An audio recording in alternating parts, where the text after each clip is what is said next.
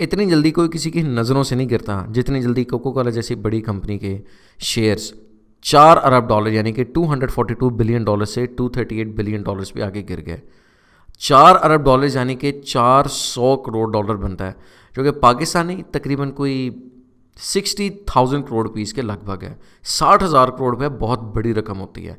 तो आखिर Cristiano Ronaldo, जो कि एक अकेला बंदा है जिसकी उम्र तकरीबन लगभग 30 साल भी नहीं होगी, जो कि पोर्चुगल का बहुत फेमस प्लेयर है, जिसकी बॉडी फैट 7% है, उसके 30 करोड़ इंस्टाग्राम फॉलोअर्स हैं, इसने ऐसा किया गया की वजह से कोका कोला जैसी बड़ी कंपनी के $4 अरब की मार्केट वैल्यू गिर गई। तो हाल ही में हुआ कुछ यूँ कि UEFA 2020 की प्रेस कॉन्फ्रेंस जारी थी, जिसमें क्रिस्टियानो साहब को बुलाया गया था। ये आके वहाँ पे बैठे हैं और इन्होंने सामने अपने देखा है कोका कोला की 2 बॉटल्स पड़ी हैं। अब ये जो 2 बॉटल्स हैं, कहने को तो ये 2 हैं, लेकिन इन 2 ने कंपनी के $4 अरब यानी कि दोनों की मालियत कितनी हुई, 2 अरब। तो हुआ कुछ यूँ कि जब इन्होंने कोक की ये 2 बॉटल्स देखी, इनको सिर्फ पकड़ के साइड पे रखा है और साथ ही कहा है कि नो कोका कोला, सिर्फ पानी।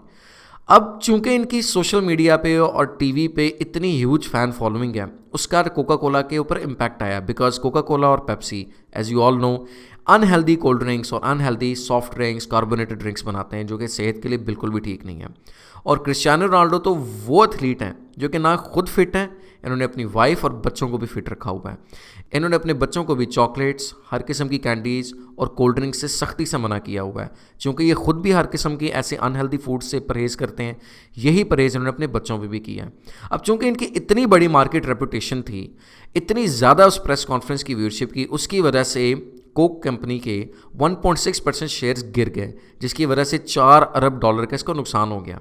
कहने को शायद इस कंपनी के लिए बहुत ज़्यादा नहीं है, लेकिन यहाँ से इस बात का अंदाज़ा लगाया जा सकता है कि अगर आप मार्केट में आते हो और आपको लगता है कि आपसे बड़ा कोई नहीं है, तो एक अकेला बंदा भी हो तो वो आपको जड़ों से उखाड़ के बैठ सकता है। और साथ ही में अगर देखा जाए कि क्रिस्टियानो रोनाल्डो साहब की बैकग्राउंड कैसी है, तो माजी में इन्होंने KFC और इस तरह के दीगर ब्रांड्स में भी काम किया हुआ है उनके इंडोर्समेंट के लिए, और वहाँ से ठीक ठाक नोटू छापा है।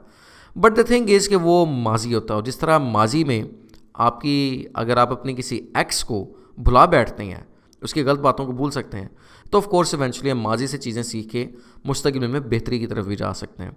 सो would love to appreciate the fact कि रोनाल्डो साहब ने जो माजी की गलतियाँ की हैं उससे निकल के now he is going to a bright future. और सिर्फ इस तरह की अगर एक्ट किया जाए और सारे प्लेयर इस तरह के अगर एक्ट करें, तो कोका कोला की एटलीस्ट $50 बिलियन की मार्केट वैल्यू भी गिर सकती है। So this goes on to show कि हमें अपनी सेहत का ख्याल रखना चाहिए, हर किस्म के कार्बोनेटेड ड्रिंक्स, सॉफ्ट ड्रिंक्स और इससे परहेज़ करना चाहिए, क्योंकि ऑब्वियस सी बात है ये कंपनी कोई दूध की तो धुली है नहीं, कोक की धुली हुई है ना। तो ये अगर इतनी अच्छी होती हैं तो किसी सूरत ना ही क्रिस्टियानो रोनाल्डो इनको अपने साइड से हटाता है और ना ही किसी भी सूरत इस कंपनी की $4 अरब मार्केट वैल्यू गिरती।